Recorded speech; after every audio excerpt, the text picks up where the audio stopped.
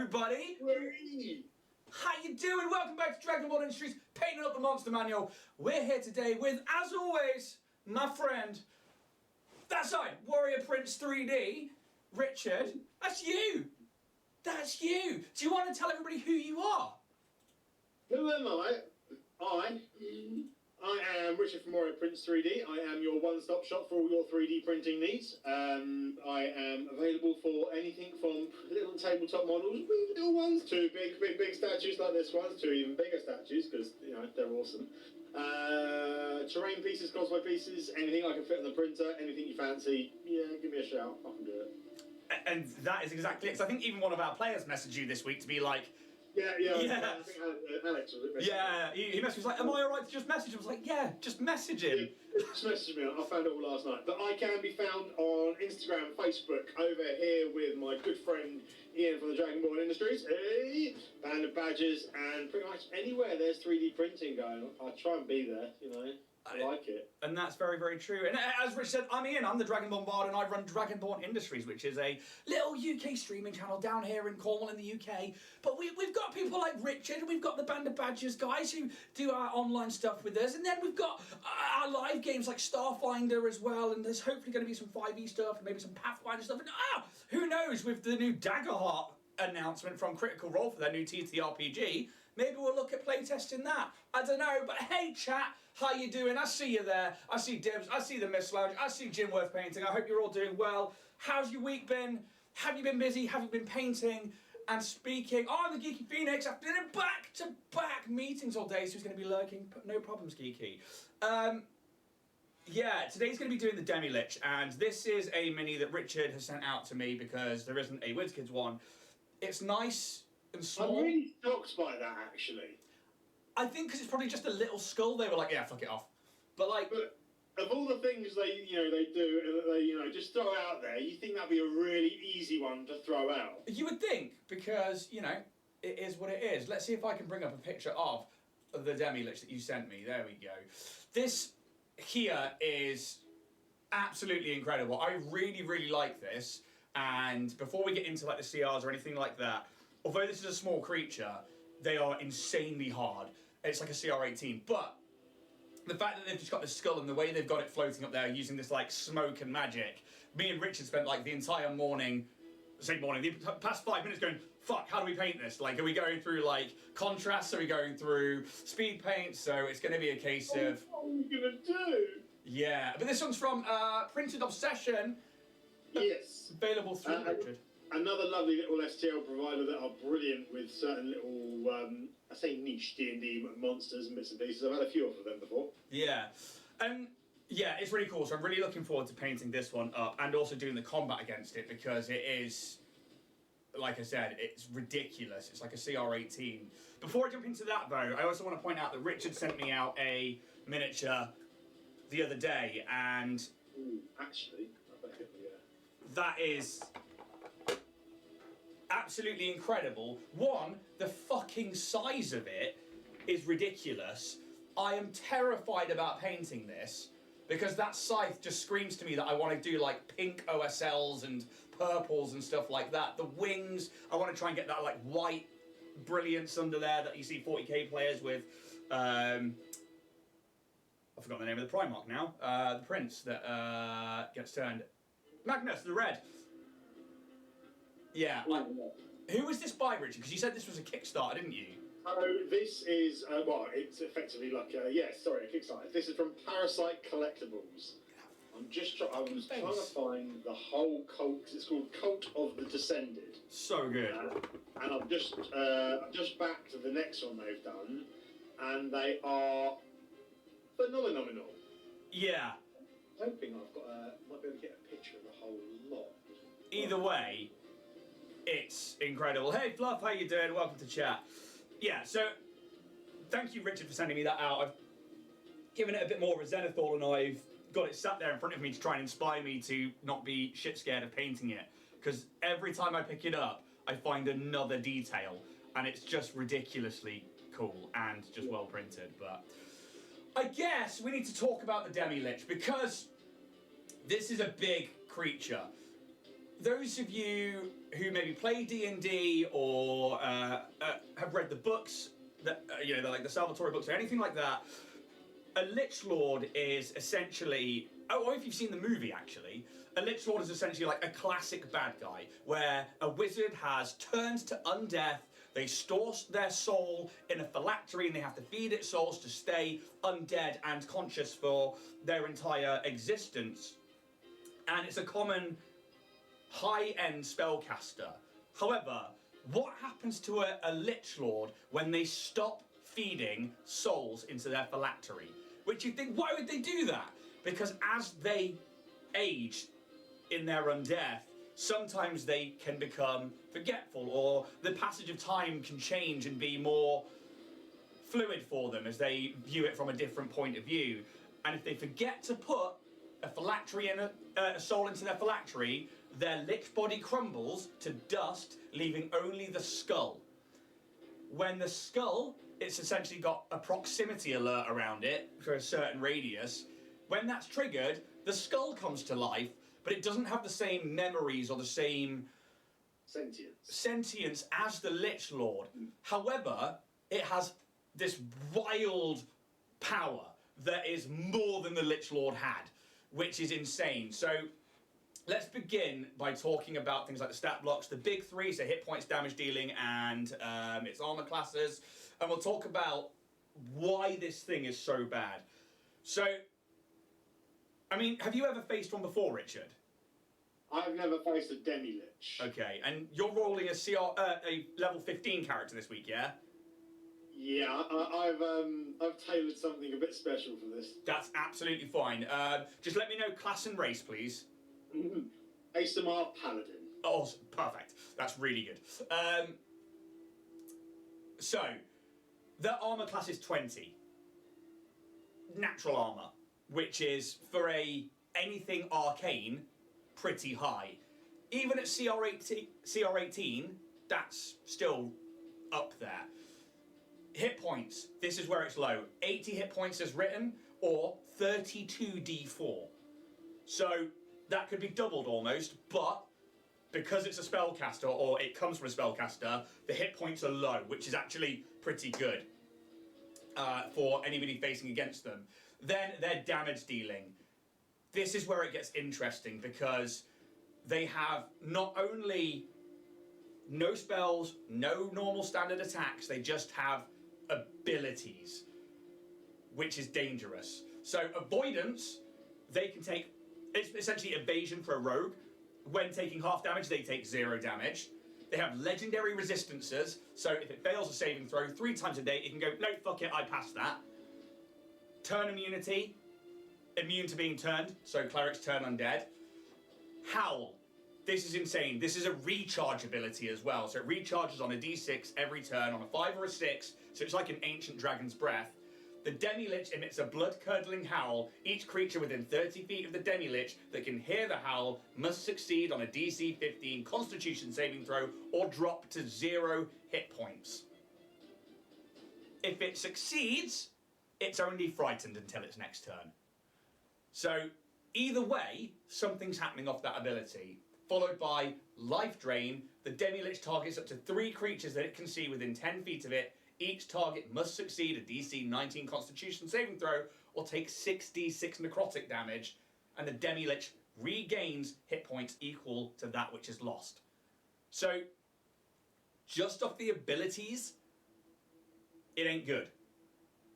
However, its real power comes in on the legendary actions, because this thing has legendary actions. It's got 3 legendary action points it can take. So at the end of another person's go, it can take a legendary action. What's going to work in Richard's favour here is that there's only 1 of him, which means that it's only going to get 1 legendary action per round, rather than 3 as it would get with like a full party. The first one is flight. The Demilich can fly up to half its speed anywhere it wants. Second one is Cloud of Dust. The Demilich magically swirls its dusty remains. Each creature within 10 feet of the Demilich, including around a corner, must succeed on a DC 15 saving throw or be blinded until the end of the Demilich's next turn. That's good for taking out your melee class fighters. this is where it gets real good. Energy drain. It costs 2 actions. So for me, this is a no-brainer. I'm going to be like this every single turn because I get to refresh those because there's only one of Richard.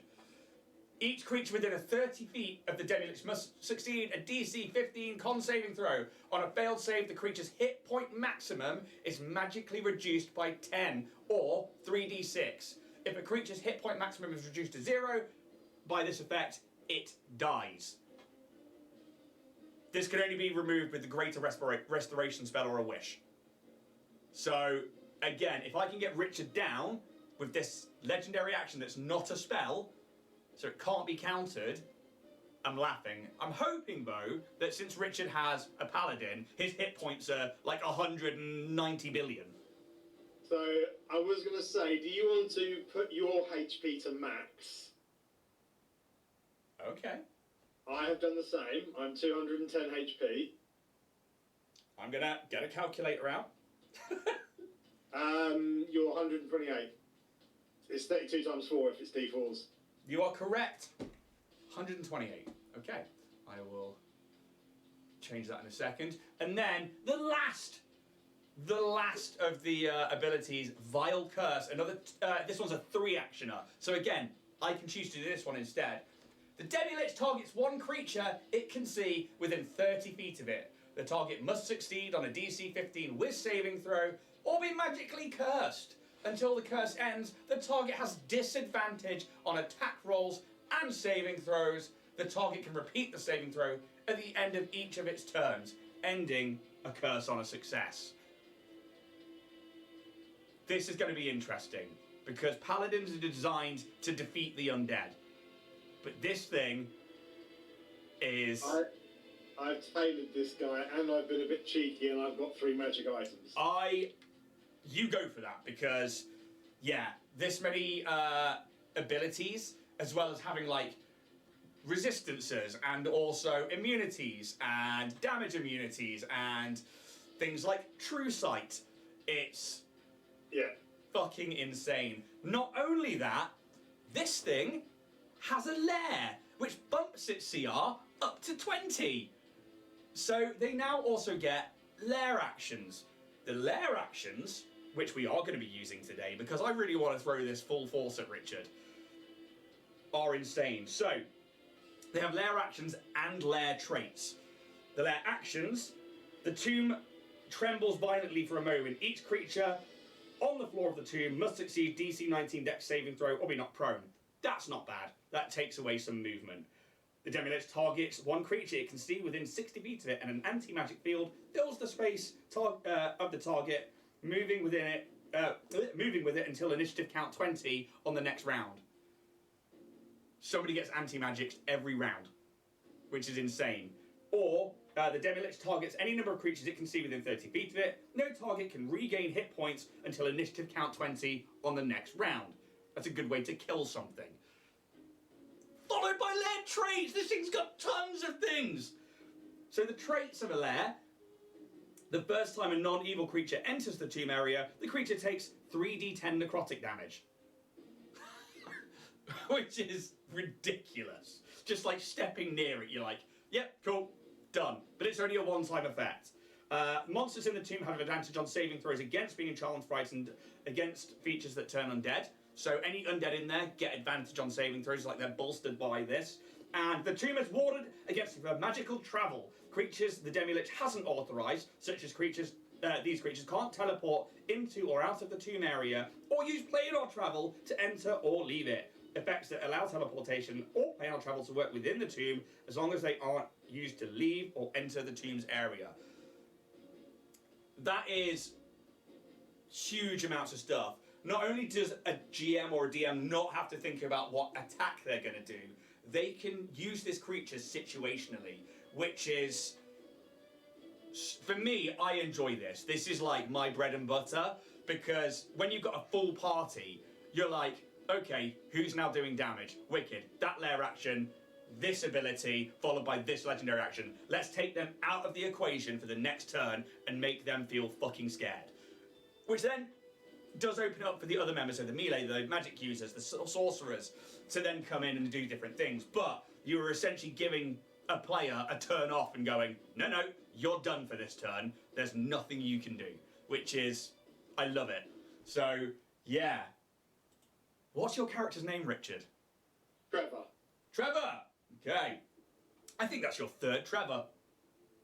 I think it could be my second one. So, chat. Hello, Absalom. How you doing? Hello, Dragon Skull. The mission is so much fun to unleash on your group in an old wizard tower. Yeah, exactly that. I love these for that sort of thing.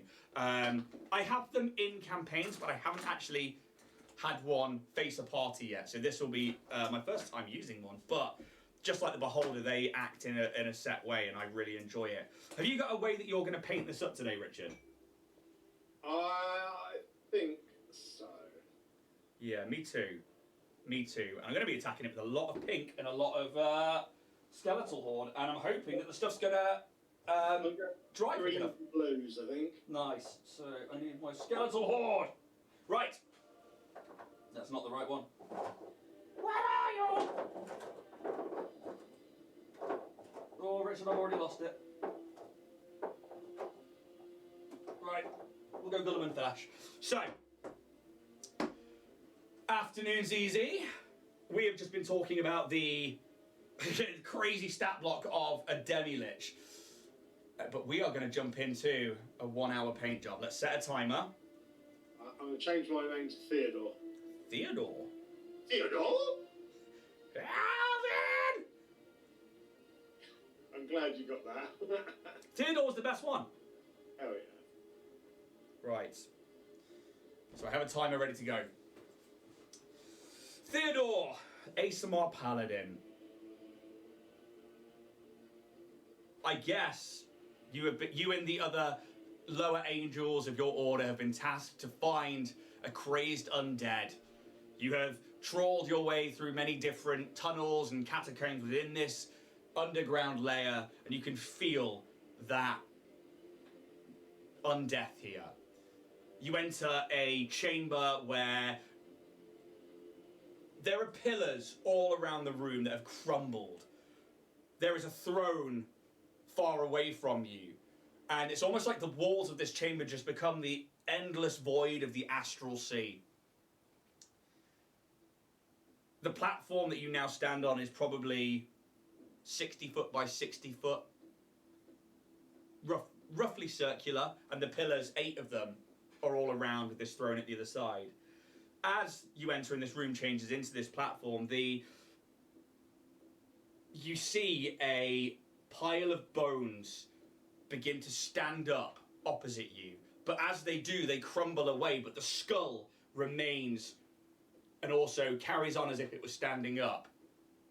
With that, you watch these gemstone-like eyes just burst to life, and then bits of green and blue and pink magic just emit from it. Let's roll initiative, bud. And that is going to be also my first roll of the day. 21. 21. Okay, so let me write that one into there. Not that it's going to overly matter, but I need it for the lair actions and stuff. And the initiative count for a Demilich is plus 11. Which is... No, sorry, I'm looking at the saving throws of intelligence. I'm wrong, it's a plus 5. It's going to say. As I say, that's quite the hearty dex save. No, so their stat block, minus 5 on strength, plus 5 on dex, con 0, intelligence plus 5, wisdom plus 3, charisma plus 5. However, the saving throws, con plus 6, intelligence plus 11, wisdom plus 9, and charisma plus 11. It's insane. Mine is going to be a plus 5, that's an 8 for me. So, the timer has begun. And you're up first. Initiative count 21. Okay. Bonus action. I will assume my ASMR form, my radiant soul, and I will fly straight to this thing. Yeah. You can easily get, you get what, 30 or 60 foot movement in 30 feet, same as my walking. Oh, they would probably be around the 40-foot mark away from where you enter this chamber. Let me double check. Features and traits. Racial features.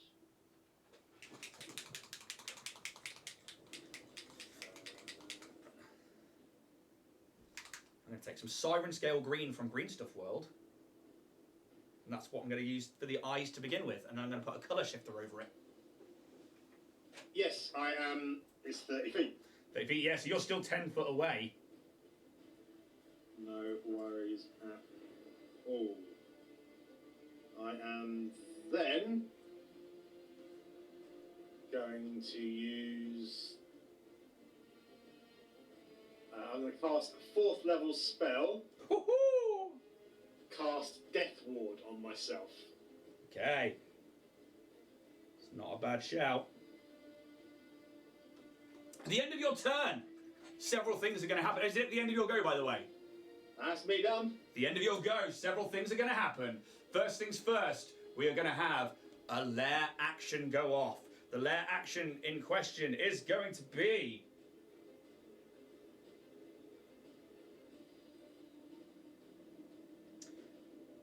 The Demilich targets one creature it can see within 60 feet of it. An anti-magic field fills the space, and the target moving with it until moves with the target until initiative count 20 on the next round. So your form would still stay because that's not magic.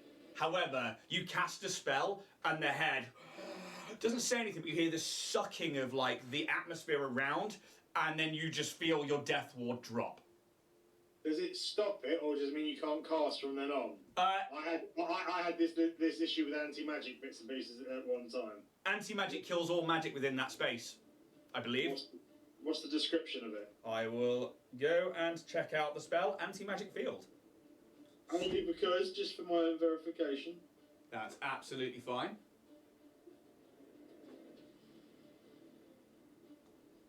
I'm actually gonna have to bring it up on here.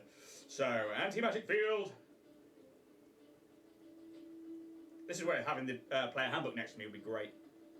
Yeah.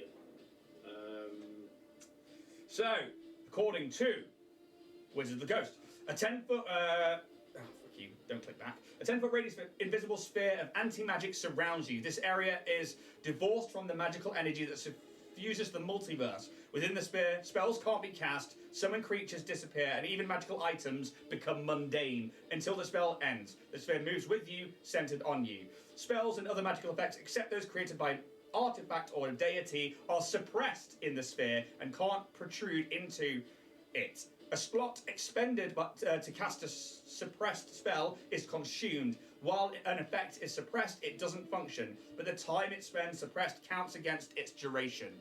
So it would still be an effect, but it's just been nullified by the actual anti-magic field. Yeah, that's just what I wanted to make sure. No, absolutely fine, because that's its lair action. Hello, Lord of Cats, how are you doing? And all good, thanks. Where have I missed? What are we painting? We're painting a Demilich Lord of Cats, and we've only really just began, and we're on turn 1. So, then it's going to have a legendary action, my friend, where it is going to...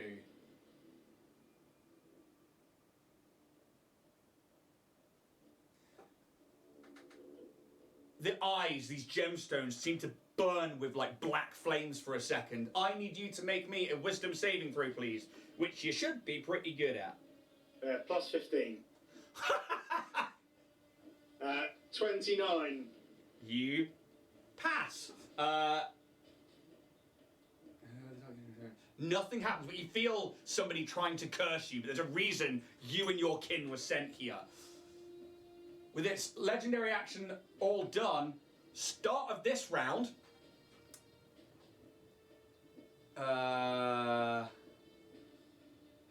it is going to, with its turn,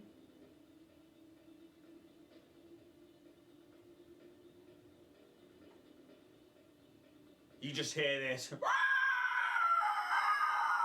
emitting from it, but its mouth doesn't move, but this howl, blood-curdling howl. Can you make me a Constitution saving throw, please? I can with my plus 15. Yes, you can. That would be a 24. 24. You succeed. You feel like if you weren't who you were, which you can't fail that save, by the way, because it's a DC 15. If it wasn't for you, your gods have chosen you for a reason. That could have killed you if you'd have, not been ready for it. But you are frightened until the end of its next go, which means you cannot actively move closer towards it unless you are immune to being frightened. I'm immune. Perfect. The gods have chosen wisely for their champions. That, however, no, it's just going to fly 30 feet straight up into the air. Your go. Top of the round. Okie dokie. I fly after it. Okay, it'll be 10 foot away, 30 foot up, so what, 35 feet? Yep. I am then going to hold my action, because I'm going to hold my action using my reaction for as soon as the anti-magic drops. Okay, so you'd still be an extra 5 foot away if it's 35 feet up and you can only move 30. Yeah, I'm still 30 feet away. Well, you're 5 foot away. Or you... Well, 5 feet away.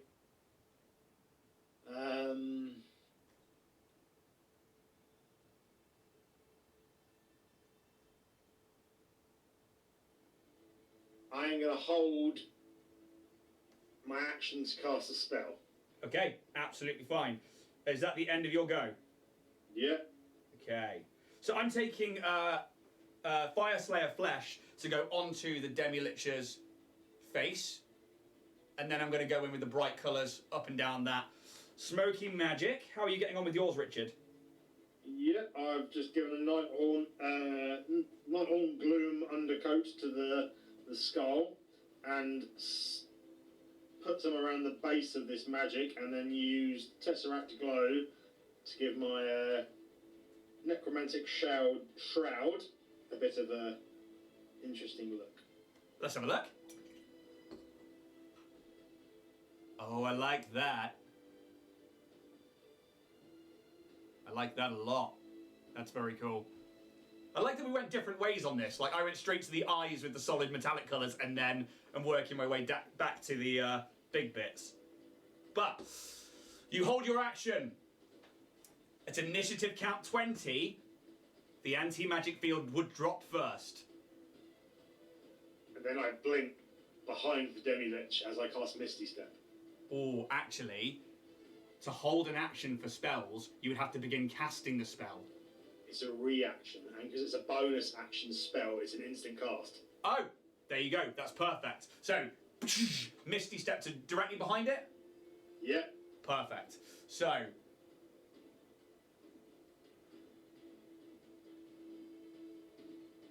let's have a look.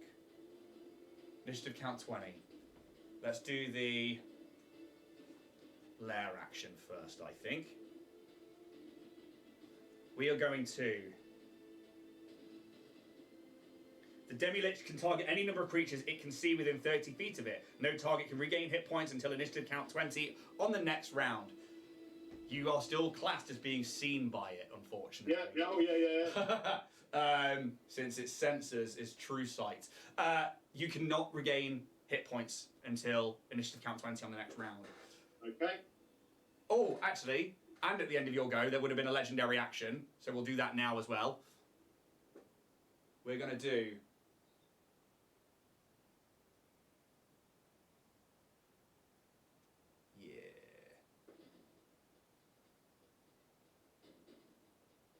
Ooh, you can't actually fail any of these, can you? DC 15s. Constitution and Wisdom, your save is plus 15, yeah? Yeah. Okay. Well, it depends how you play it. If you play, ones or fails. Only on attack rolls, otherwise a skill check, and that one... So, as I said, it depends who's doing it. I run it as rules written, so you can't...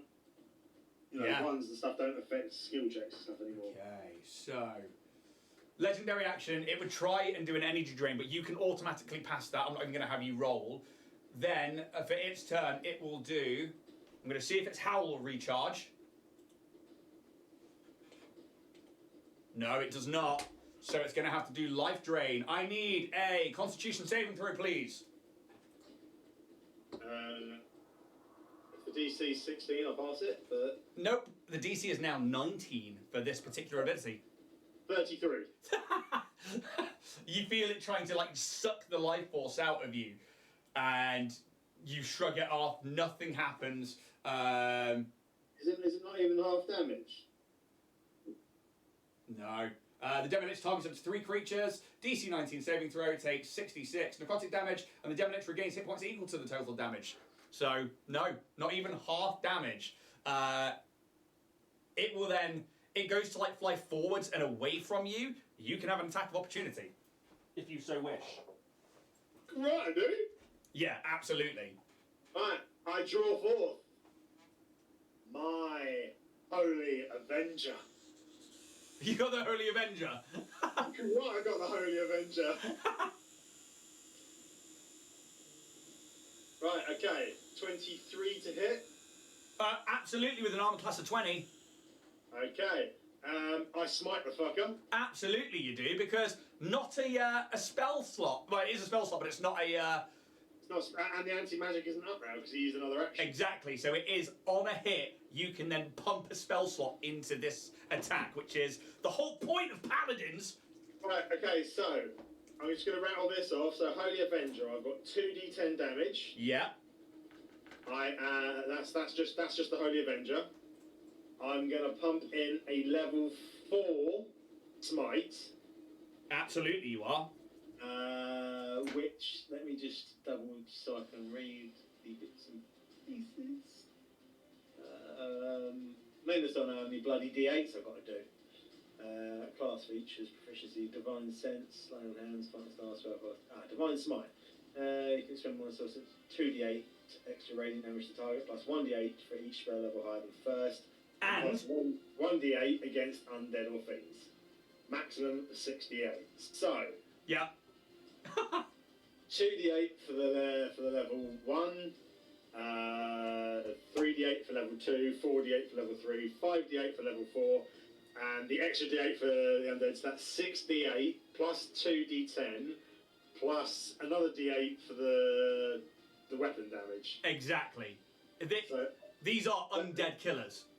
Yeah, weapon damage on its own is 10. Okay. Then the 2d10 and 6d8. Oh, it's 39. So that's 49 total, yeah? Yeah. And how does it look when you cast magic? How does it look when you pump a divine smite into this thing? As I draw the sword, seemingly as if from air, it glows. Arcane angelic celestial sigils appear along the blade. My eyes glow briefly. My wings just sort of emanate light as I strike down, and it's almost like an audible snap as I smash the Demilich. Oh, lovely! So, I've taken Nighthaunt Gloom. I'm going to now throw on some of my pink ink that I use for dice making down at the bottom here. And I'm going to start trying to blend that in to create a purple at the bottom, but let the whites show through as well. As we're just trying to wet blend here. That is a heavy, heavy hit on this Demilich. It... with just this horrible howl of pain. But you know why you're here. You're here to kill this thing. Legendary actions. None of them can affect you. So the Demilich, when it finished its movement... Oh no, because that was your reaction actually. So it's... It also can't move. I have taken the Sentinel feat, so when I get a reaction, its speed is reduced to 0.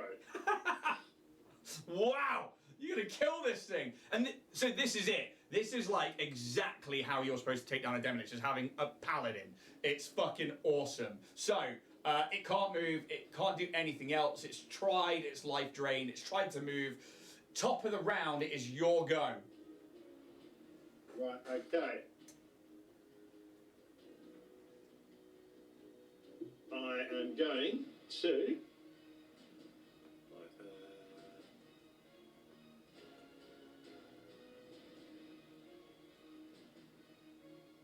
Bonus action, I will use my Vow of Enmity. Okay. I gain advantage on attack rolls against this creature now. I am now also going to unleash my full attack round of 2 attacks, both with advantage. So that's a dirty 20 or 17. So dirty 20 to hit. Definitely hits. Then just do the second attack. Oh, it's second attack, 27. Oh no, and so two normal hits. Yep. I have no more level 4 spells, so I'm going to put 2 level 3 smites into it. I mean, at this point, just roll the first damage, and then we'll just see how much of the second one you need to put in. Or you can roll it all together if you want. I'm going to roll it all together. Absolutely, you go for it, because this, imagine this was like 2 crits as well. No crits. No, but I'm saying imagine if it was, and it was Imagine if it was. So that's 10d8 for the smites. Additional 2d8 for the weapon damages, and then 4d10 for the Holy Avenger, because each time you hit, it does 2d10 damage. Plus 14 damage for my pluses. Wow! Because it's plus 7 per hit. That's insane. Right. Oh, my screen is full of dice now. Okay, so that's 78 damage. For both attacks? That's both attacks. Crack, crack! You're watching as like its form's already beginning to dissipate. But it's holding on by 1 fucking hit point. 1 hit point? 1 hit point, mate. End of your round. Or end of your turn, unless there's anything else you can do. No, that's me done. See if we can recharge an ability. Nope. I'm not going to move away from it because that would just be silly. I mean, it's going to try and get away from you, though, so there's another attack of opportunity. Okay. It is terrified of you. I will roll to hit. That's a 24 to hit. And don't even worry about the damage. It just... How does it look when you destroy this thing? So, as it begins to retreat, with the last sort of vestiges of my celestial energy from my race, I draw forth the sword and I slash down. At the same time, I'll pump a smite into it, but I'm not too sure how powerful it is. The glow of the sword just begins to brighten like a beacon as I smash through the skull. And it just explodes in this radiant magic. And like the whole chamber just fills with the light of where, like Mount Celeste or Elysium or wherever it is that you're from. And this soul just like vanishes into the ether. And the room itself, that never-ending astral sea where the walls are, then begins to turn back to stone. And the pillars come back with... You didn't see it before, but there was like a magic with them. And they seem to die down a bit. Is there anything else you'd like to do? I revel for a brief moment in the vanquishing of such a horrific abomination. Yeah. Before I descend and my wings fold up behind me. Yeah.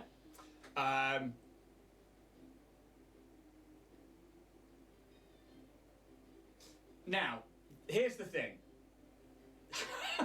Because lichers technically can't be destroyed unless you destroy their phylactery. And I was going to say, does it still have a phylactery? Now, this is written in, they do. The reason that they have not died, but they've become this wild magic thing, is because they haven't fed souls into it. But yet they still have a phylactery which keeps them. So in 1d10 days, a Demilich comes back.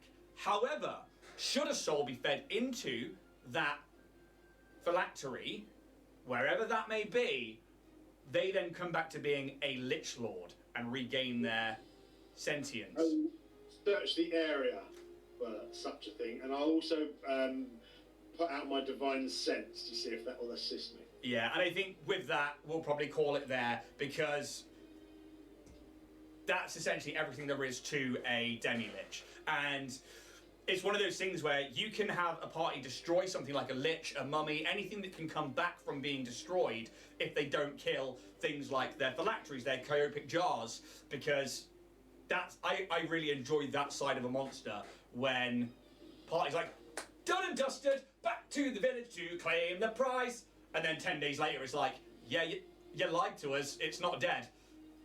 Yeah. So that's what that is. So let's see what's going on in chat there. Gotta love a Tesseract Glow from Dibs. I agree. I'm just using a fan now to kind of dry up the base layers of my inks so that I can then start getting a neon on there. ZZ is like, huh? Drexel, woot. And Dibs shouldn't have let him have a higher level character. I was completely okay with it. I think like little bits like this are so fun. When you're... Internet went funny then. I should also point out, Paladins are my most favourite class and my specialty. And they are designed to kill things like this. Wizards loves them. Loads, they are so overpowered. But if you take like an entire party, having crawled through a dungeon to get to this point, the Paladin would have probably used a lot of their abilities up already. I was to say, me going in there fresh-faced, prepared, and with the foreknowledge is, it's a heavy advantage. Yeah, oh, absolutely. Plus, what the Demilich would have done, should they have had a party, is just run from the fucking Paladin and attacked everybody else. I would have made him spend his entire movement just trying to get to me. So I'd have been using the legendary action of flight a lot more.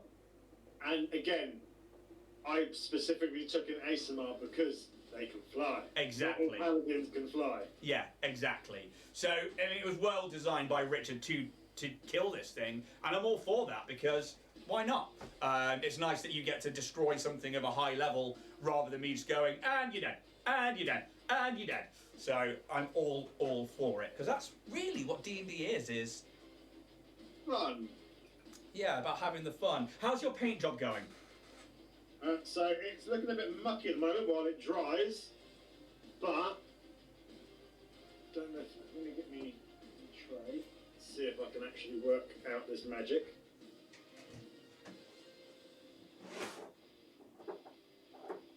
Oh, look at that. Yeah, I like that. I am trying to find my Terminator stone. There it is. I'm going to dry brush the Demilich's head, and then I am going to use a neon ink all over that magical area, I guess is the only way to describe that. So I'm just waiting for it to dry now. And that's the issue now, is waiting for it to dry. Shoot out pockets of collecting ink. That was good fun. I do like. I've always wanted to play a high level paladin, and I've never had the opportunity to play that high level. Oh, awesome. I have not played a high level paladin either, actually. But it was very, very fun. What we got timer-wise? 35 minutes left. So we should be absolutely fine. Provided I can get a lot of this dry and then get some neon on there, it won't take me long at all to get this one tabletop ready. I mean, realistically, I could probably throw that on a table now. In fact, I'm just going to get my camera up so I can actually see what I'm showing you. But I want to get those pinks looking a bit more vibrant, and I want to get the eyes glowing. Fuck yeah, that's awesome. Yeah. This mini really does lend itself to the paint. I love that the detail on the skull itself is really, really awesome. So, Dibs, so what's everybody else up to? Well, Dibs, I was putting some paint on that this morning. My little downscaled mage. And then I've been painting up some Mandalorian helmet for a friend, my son's friend's birthday. I need to get those two finished today. What about you guys out there? What are you up to? Have you guys ever faced a Demilich? Have you put one into your campaigns? Are you going to put one into your campaigns? Dibs, Richard knows what I'm doing, and we all vet to laugh at him when he paints his. Or we'll get to laugh at him when he paints his. Right. Oh yes. Oh no, I know why that because he's so. I printed something that I then had to reprint in a bigger size, so I sent it to Dibs, and it's there's lots of books to paint. Oh really? Books and novels. So yes. ZD, I'm customising a Funko Pop for my mum for Mother's Day. That's awesome. Just finished the box, now adding some finer detail to the repaint. Awesome. What Funko Pop are you doing? Dragon Skull, the helmet is looking great. Thank you, Dragon Skull. I'm actually really, really proud of it so far. What else we got going on here? Helmet's cool. That other thing is crap, and you should bin it without taking any pictures. Yeah, I probably should, especially for leaving it 15 hours to go until the deadline for a painting competition.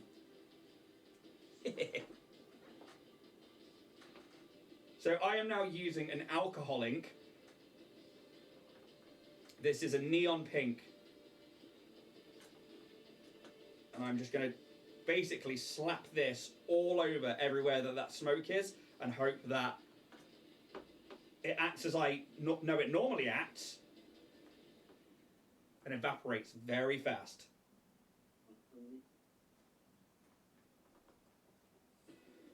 So Over the exhaust fan on the PC, that might help. Ah. Brilliant. So while I'm waiting for that to dry, I am going to give a quick shout out to, if you head over to Dragonborn Industries store page, we have got some swag over there for the Paint Animals manual. Cups and t-shirts and any of the other bits and pieces. I do believe we should hopefully have some modelling photos of them out in the world soon. I hope so. I know that some people have received a cup. Yes, I saw that somebody had their cup, and hopefully some t-shirts will be arriving with some people either yesterday, today, or in and around this time. But yeah, you can get some merch from the merch store. Ah, yeah! Fucking sweet. God, I love ink. I need to get some of those because they look fucking beautiful. So these, hey Hobbycraft, if you want to sponsor me, are the, I think it's called Brea Reese. You can see all the resin on the outside of that. They're from Hobbycraft. They come in packs of 3. They ruin your brushes if you're painting with them, and they will gunk up your airbrush. But fuck me, they're good when they're painted on or used for an airbrush.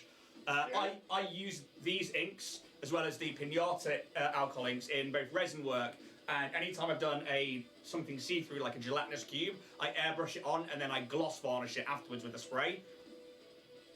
And that is definitely worth a little look-see. Yeah, definitely. But definitely get some like cheap brushes, like little Poundland packets of paint brushes to apply on there. Yeah, otherwise they just get absolutely ruined. I think I might add a little bit more of that just past the smoke and onto the skull. And then try and wet blend it back down so it looks a bit more like a glow. Oh, that's so fucking sick. I think this will dry quickly. I will also say keep an eye on my stories on Instagram. I am going to be getting rid of some of the statues that I have accumulated. So I'm going to be doing a couple of, lack of a better term, clearance sales this week. Oh, lovely. I've got quite a few bits and pieces I'm going to be putting up and getting on there. I've just got to get my arse in gear and get painting with some of the orcs I've got to get done. That should be fun. Nice. And I do also want to get the rest of these, the horsemen, printed at least. Because that's the one with your sex face, isn't it? That's Apocalypse. Yeah. I wonder if I've got that image I can put up. I do really want to paint this bastard. Do it! Awesome. Surely that's dry brush. Well, bang a load of Nighthawk Gloom for your airbrush all over it. Dry brush it with a bone and with a wolf grey. Yeah. And then paint his lips dark. Dark blue. Yeah. Somebody likes being choked. Yeah. Yeah, it's one of my favourite story arcs for the X-Men, is the Apocalypse story arc, and once more it just ties back into Wolverine being a fucking badass, because it's just like, who's the only person that can stop everybody? Wolverine! Yeah. I've still got 2 bloody Wolverines to paint as well. Oh, really? Well, I've got a big, massive 1/6 solo Wolverine and an even bigger 1/6 Wolverine and Sabretooth.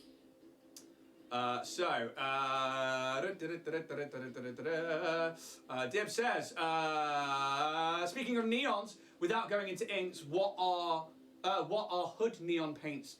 Oh, good neon paints to get. Actually, I need to look into neon paints. I've got some fluorescent paints, but I don't have any neon ones, so I'm going to look into getting some of those. So when I find some Dibs that I like, I will let you know, because I really want to use some for this particular mini that Richard sent me, especially things like the wings and stuff, because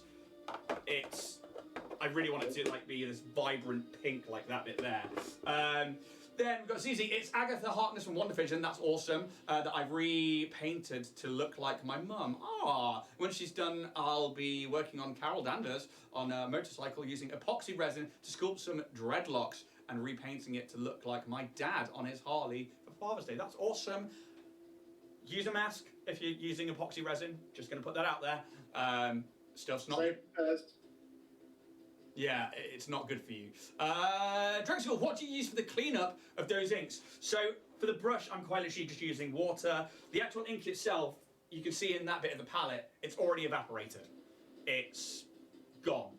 The actual like alcohol bit evaporates really fast and it just leaves the pigment behind. For the actual paint job there, what I've done is, where I put it onto the skull, I then just used a bit of water just to thin it out and let it sink into some of those gaps. And now it's just a case of me letting it dry realistically. But they are worth doing. I think in the US, Craig, Pinata's more easily accessible. I can't remember what neons they've got, but worth a look. Even their like bright pink is worth it. Miss, I could use a statue or two for the new studio. We're building 3. Mike, you get to it. You finally, is the studio coming along, is it? Because that's awesome if so. And when you're done, let Badgers know so that they can do a game room tour with you. Because we did ours the other week and it was just good fun and nice to kind of show people what's here realistically. I can't quite get away with that. It's just your living room. It's my living room and the half of my kitchen where I have to operate all my machinery. Yeah, it's. I'm very, very privileged to have the space that I have. What fluorescent ones are good? So I'm using the Green Stuff World ones because they're the first ones I found. Little sting to the tail as a few people messaged me to be like, stay away from Green Stuff World because they're unethical. And I was like, shit. So I had to like deep dive into it, and from what I understand, there was some pretty weird stuff going on between them and stealing people's artwork and stuff like that. And I was like, proper gnarly stuff, was it? To the point where, like, from what I've read and the opinions online, and I have to state that mine's also an opinion, they were sending out, like, cease and desist to people, like, for things like paint shakers or for texture rollers or whatever it was, which was, like, not their creation, but then they managed to, like, go put the intellectual property copyright on it in Europe, and then basically from there it means that they own the IP, so they were sending out cease and desist to other companies that are trying to do things like We Print Miniatures. They got a cease and desist from them, and it was like, fuck off, we're not even in that IP thing. And they had a thing with a mini painter. They painted up a mini using Green Stuff World. Green Stuff World then took their paint job, put it all over their website, and then when the artist was like, hey, can you credit me? They changed the colours on it through photo editing and then never credited the artist. And then the artist was like, no, that's still my work and my image. And they were like, oh yeah, okay. That's a little bit cheap. Yeah, so although, and I will say the product has been fucking awesome, the ethics of the company from what I've seen online, and again, I can't speak for them or within them because I don't want them sending me a cease and desist. Yeah. But I was like, shit. So I don't know. I'm looking forward to some new paints arriving. So I can just keep with that. From a company that I've met and a really nice one that Richard's met. What else we got going on? Missiles, I will. It's going to be a process. I really look forward to it. I'm now so far behind on catching up with your story arc. I'm really sorry. Dibs, hot dog sausage are full of shit, but I still eat them. Yeah, and that's fair enough as well. And it's like, I've been screwed by companies in the past, and it doesn't change the product from being good, just the people who run it. So there is that, and it's why I've not just thrown them away. And same with, like, I've got a Wormwood Scream. They've got a pretty checkered history. And it's like, you know, it's one thing or the other. Michael Jackson, but his music's still good. Yeah, you know, the Missiles, we just started a new season of each story. Best finale I have ever done.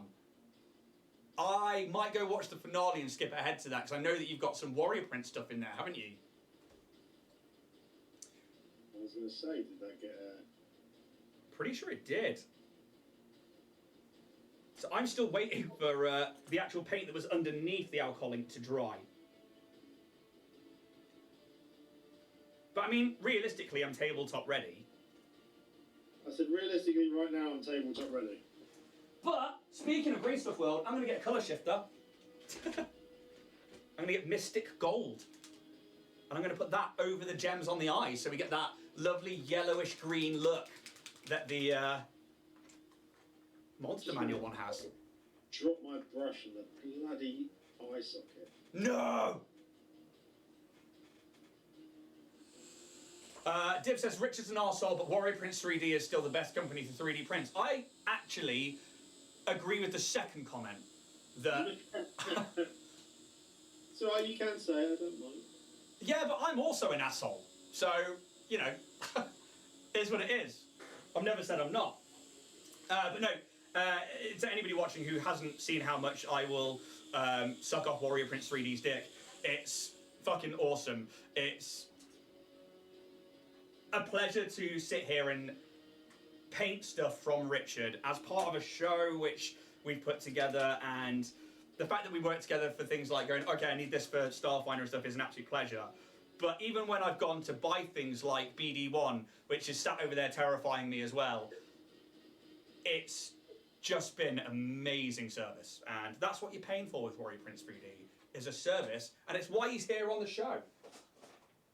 Well, I thank you very much. I'm awful at taking compliments, but I appreciate it. So am I, and my therapist says that I should stop being so hard on myself. But that's my drive. Oh God, I'm broken. Dibs called me a wimp. Richard's custom prints will be the series finale. Awesome, absolutely should be. Arsehole, not asshole. Yeah, I'm both. Dibs, not got a problem with that. Right, so the colour shifters, and that was another thing. I think they went after Turbo Dork for using the term colour shifters. So now Turbo Dork just use shifters. Again, not overly sure how true that is, but I know that there was definitely something between people using the word colour shifter and Green Stuff World. A bit cheeky, isn't it? Yeah. Considering it's a bloody word in the actual language of actualness. I would understand if, I mean, I suppose colour shifter could be if they came up with the product, an IP. But that's like, you can't copyright a basic shape like a hex or anything like that.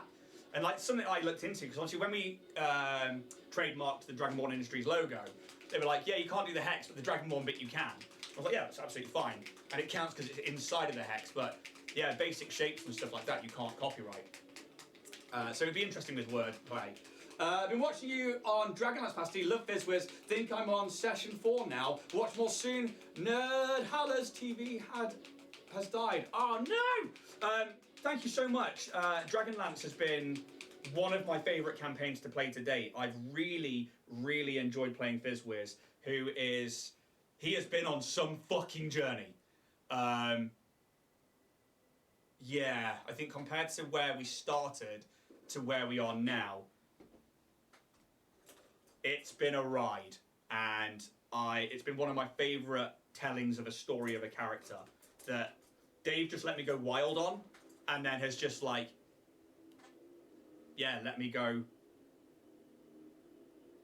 as RP as I want, which is been great. Speaking of died, can we shout out to the late great Dave Mayers as well, being a TV great and cook.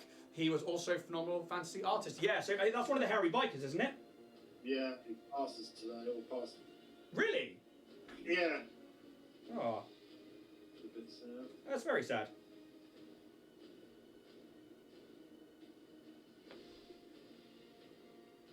I've polished off the old Waystone Green Technical Gemstone paint.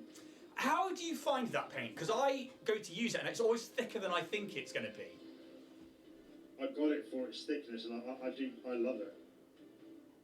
It's great for for literal gems. I've only ever used it for like little bits. Yeah. So small gems in chests, bits in eye sockets. I've liked it. It's tricky sometimes, but it's all right. Yeah, I really like it too. Like, I stipple it on around runes, and then I just drop white in Tesseract Globe into the runes. Drag School, they went after Vallejo, I think, over the colour shifter lines. Yeah, I knew there was something, and please don't sue me, Green Stuff World. I've fucking got nothing anyway, so good luck. Fucking have fun with that, mate.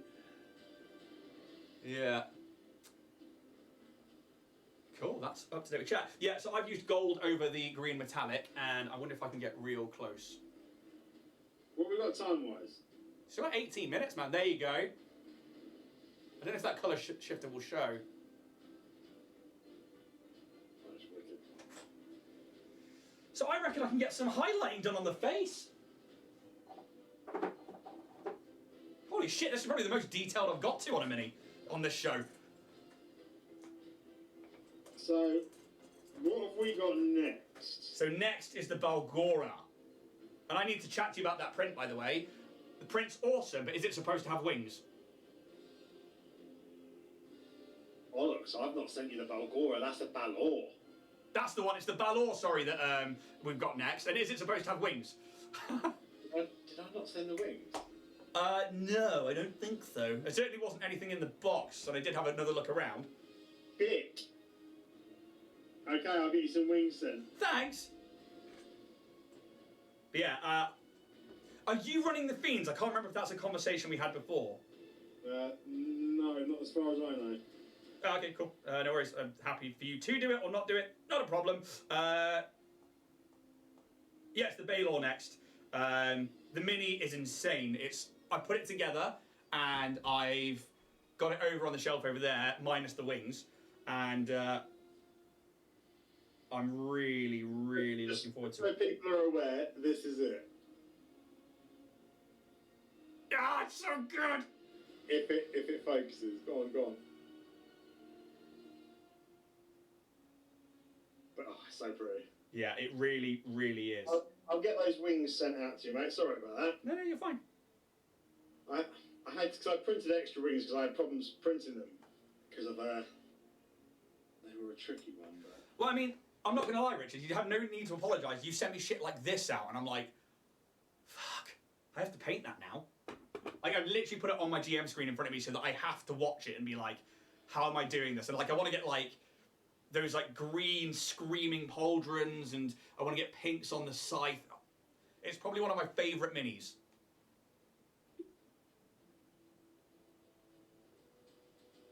So, I wonder if I can actually find some of the bloody old artwork for it.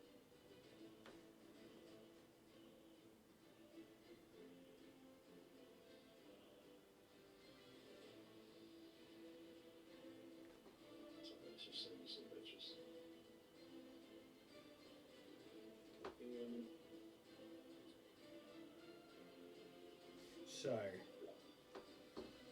I mean, realistically, I think I'm tabletop ready, if not a bit further. Dibs, Rich, any more info on your plans for a subscription service for your models or the D&D model sets? Oh, yes. So, I say a subscription service. I was trying to work out what extra bits and pieces I can do for some people that are just not too sure what minis they want, but want to start building a collection up in bits and pieces. And I was talking to ZZ this week, and they bought a effective subscription bundle off me. So for £30, it is 5 models and a small piece of scenery. Only sort of, a hand size, or smaller bits, but it'll be like a trunk, a mushroom. A lot of the cast and play stuff, I'm basically going through the core sets of that. Nice. And again, the minis will be 9 times out of 10. I'll probably be going through a lot of the artisan sets.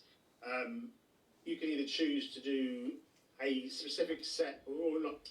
Well, everything from a set a month or just completely the randoms. All depends what people are interested in. Yeah. It's trying to organise and find a way to be able to advertise and to be able to facilitate without someone taking my right arm. Yeah, exactly. It's hard. It's playing around with IP is a fucking nightmare. I'm going to try and let the bottom of this ink now dry. I've got some highlights on the face. Other than that, I'm actually happy to say that I'm done. I've got a couple more bits left to go, and I will be. So I'm just waiting for it to dry a little bit more so I can put some highlights in there. Yeah. I have sent you a handful of photos. You have, and I'm going to start with the ones of your painted Loot Studios thing, because this is insane. And I'm a fan of Loot Studios. Or I subscribed to them for a long time while I had money, and every now and again they do something massive, really, really huge. And Richard has been painting this, which is the Hag Hut, which is insane. I mean, they did the original Baba Yaga one ages and ages ago, didn't they? Yes, which I have got STL file-wise, but it's an older one they've done, so it's not as well done for resin printing, whereas this one has been done incredibly well. I only had a couple of filling issues with the main bulk part of the bottom of the base. But that was, it was an interesting thing to paint. That's the wrong thing. The thing I showed off last time. Yeah, and things like this here. So that original Hag Hut, I was FDM printing, and I should at some point get a new one. It was made for that kind of printing, and it's really good for that.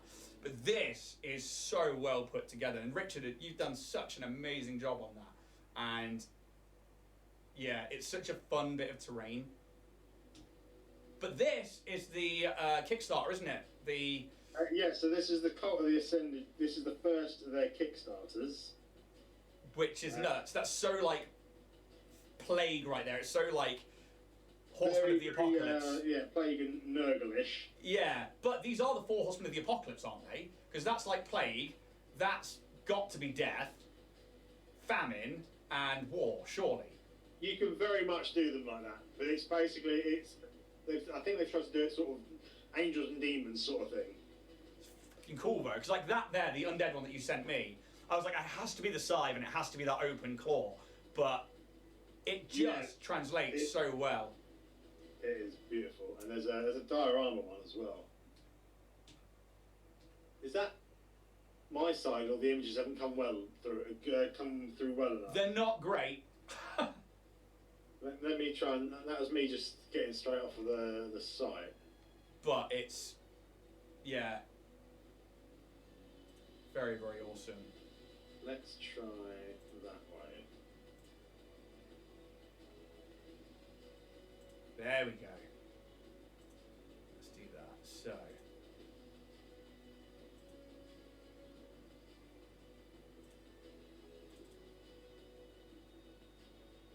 So that's Plague, which is so Nurgle, it's stupid.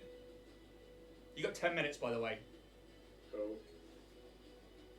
And I'm still trying to go. I really like actually what that alcoholic's done, and that's just over white, by the way. And then I used a acrylic ink to just be deeper pinks in the recesses. But as for you can't see it because I've got a thing in the way anyway. Then we've got that diorama. I love that armor on the angel, but the idea that death, the fallen angel, is just so awesome.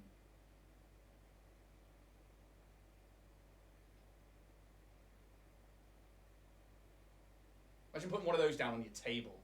absolutely nuts. I can't wait for the next one to be released. That's going to be good fun. So, Miss Lounge sounds amazing. I love Flesh of the Gods. Yeah. Dibs, I kind of subscribe with you, Rich, but I send you a big wad of money every month and get massive bastards to paint models. Pretty much. Yeah. Zizi says the hut is fucking awesome. Zizi, you are correct. The hut is fucking awesome. Dibs, I don't personally need it, but do either of you provide a painting service or any other kind of commission service? I don't, because I don't have the time to paint for me, and trying to work on dice is kind of the priority when I've got big commissions on. Richard, do you do a painting service? I don't normally. It depends on the job. Time, depends on the job. Yeah. I think there are a few Star Wars commissions I'd take on for like Legion scale and stuff like that, but again, I would want to give it the time that it deserves, and I don't think I can do that. I also tend to prefer statue commissions over, say, minis or multiple minis. Yeah, individual minis for me are fine, but however, Dragon School Studios, I think, is looking to commission in the future, or you would have to talk. I can't talk for you, Dragon School, because I'm unsure of what you want to do with it. But they should put themselves out for commission because their stuff is really cool. Who else have we got here? Dragon School, I'm going to need to get Plague to paint up. Do it. Pasty, ask Beardy to add that Plague... Pasty, ask Beardy to add that Plague Nurgle thing to my list and send me a price. Don't you do custom commissions on your dice? Yes, on the dice I absolutely do custom commissions because that's sort of my main medium now. I'm working on a set for Richard at the moment for his Abomination Vaults character, which I'm really enjoying putting the time into those and fucking them up and then starting again and then trying it from there. And it's been a fun little journey, so I'll see what comes out tomorrow with those. But yes, I absolutely do custom work. If you see something out there you like, message me and then we'll see what we can do. And also, you know, it's all about finding the right art styles for you and stuff and seeing if I can do that. And if not, I will just point you up in the direction of someone who is better at it than me. So, you know, I'm all for you getting what you want. Thank you. It's on the list to explore from Dragon School Studios. And also from Dibs Rich, would you do a custom bundle set? In what sense? I will wait the 10 seconds for...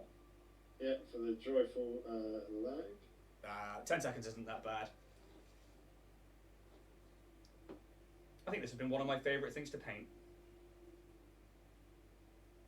Has it replaced the rug, is it? No, the rug is up there as the best. The rug and the animated armour for me were just a real pleasure to paint. But this is... I really like this sculpt. I think that they've done an amazing job on it. And I'm glad I went away from the Monster Manual and went to the pinks on this one. It's nice to try something different. Dibs, a custom set of D&D characters, monster and terrain.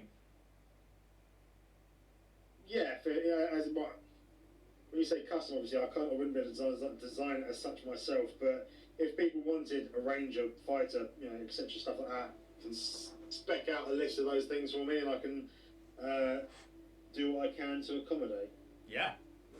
And that's the other thing with Richard, is that every time I've messaged you saying, have you got this or have you got that, you've been like, I could probably find it, and then have gone off and done, like, put the time in to go and find the mini for me. And I think when you had the little BD ones, and I was like, can you make it life size?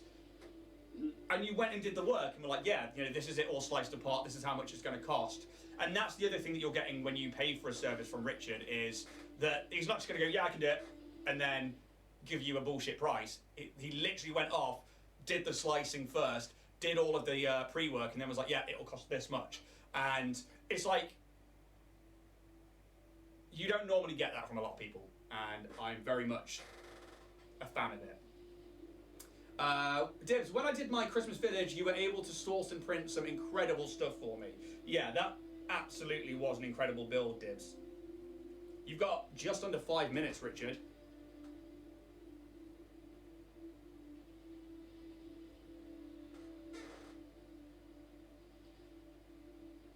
So that village Dibs did was a very What a project! Epic piece of art that was. And I think that's the main thing, is it was an epic piece of art, not just a diorama, but like an entire village with the minis, and he painted them all and did all the terrain. It was absolutely nuts. So, yeah. I loved seeing him work through that. That was amazing. I didn't get to see most of the journey because obviously I wasn't part of like the sending him out stuff. But seeing the close to end results and then the end results was absolutely incredible. And people should go check out his channel, his Instagram page, which is at Dibs Painting, isn't it, Dibs?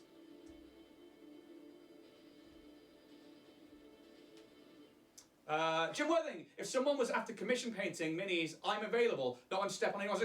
Jim Worthing, no, this channel is absolutely a place where you can put your links in. If you are a commission painter, stick it in there.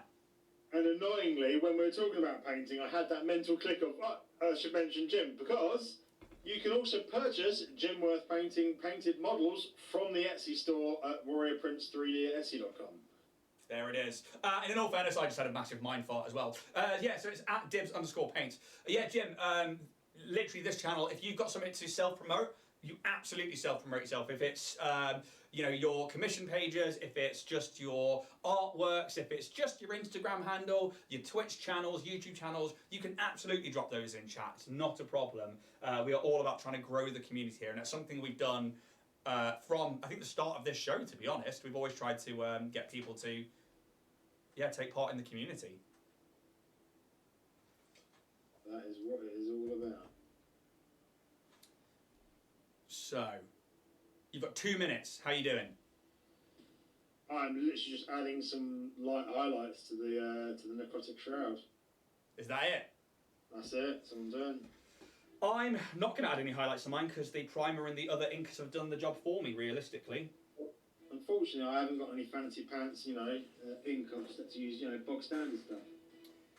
Wow. So I've got to try and make it look a little bit pretty. I'm sure it will look fucking phenomenal. I'll be really proud of mine, and then you'll put yours on the screen and I'll be like, well, I'm a piece of shit. Oh, God. You can't take compliments. I can't think of myself in a good light. Jim Worthing, you lads should get a Discord server going. I actually do have a Discord server for Dragonborn Industries, but it's currently just the players and people who moderate, and Richard as well. But I think...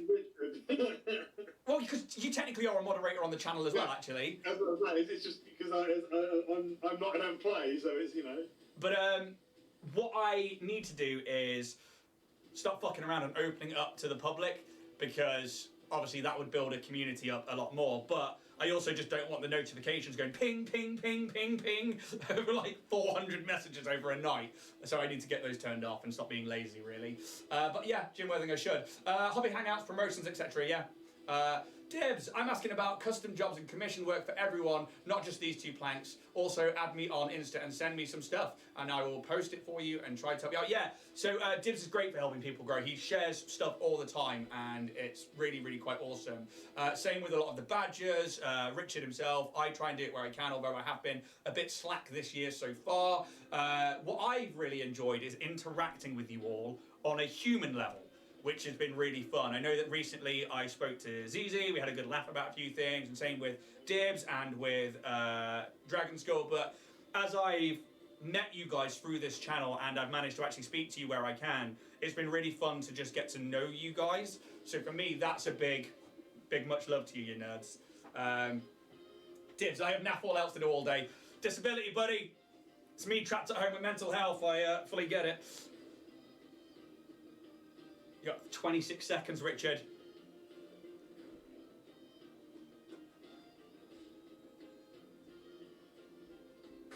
Actually, I think that's something as well through like Band of Badges and stuff, like having met loads of people that are now just like, things like the chats and stuff is just people like, hey, how you doing? I love that. Fucking brilliant.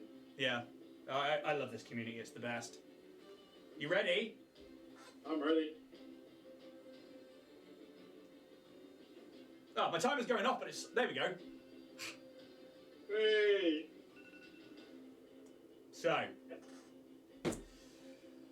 Miss Lounge, I can't wait to get more involved with this community. Yeah, Miss Lounge, I said before Christmas that we should get together and do something, or do a co-stream or something, and we really, really should. I managed to stream with Absalom the other week for a map making session, but I just haven't been back on the software since. So yeah, I would love to get one in with you, Miss Lounge. Absolutely. Richard, you go first. Let's have a look at your Demilich. Right. Again, let's see if I can make this magic work. Ah, yeah. I love those darker areas. And then the blue eyes. Is that the Waystone green, is it, in the eyes? Waystone green, yeah. Yeah. God, I love that green. Tesseract glow through over Nighthaunt's awesome. Mine is this guy right here. So I'm going to put my hand behind it. We've got, hopefully, if we can get close on the face. That is just feckin' beautiful. Yeah, I'm pretty proud of that. Damn right. So we managed to get some of the glow coming in off the back of that pink smoke, and then we used Nighthaunt Gloom at the bottom. We then used a acrylic ink from De La Rowney, which is a neon. Well, it's actually. I love those inks. That ink effect you've got is absolutely stonking. Yeah, but that's all down to the Brea Reese neon inks over a white primer, and I didn't zenith. I just went straight to white. But that is what we're after for the bright colours, and the highlights are just picking up on the camera anyway. So that's mine. And I'm very proud of that. Yeah. I'm going to get a picture of that in some terrain and put it up. So let's have a look. Dibs, I'm always home if anyone wants to cover. Dibs, I'm actually going to be in Nottingham in May for a stag do, so I might quickly drop in and say hi. Jim, I think, love how you've both gone very different effects with these two. Great work. Thank you very much, Jim. Yeah, I think that choosing the bright colours and going different was really, really fun. Guys, thank you so much. I hope you learned something about the Demilich today. If not, you learned something about me and Richard.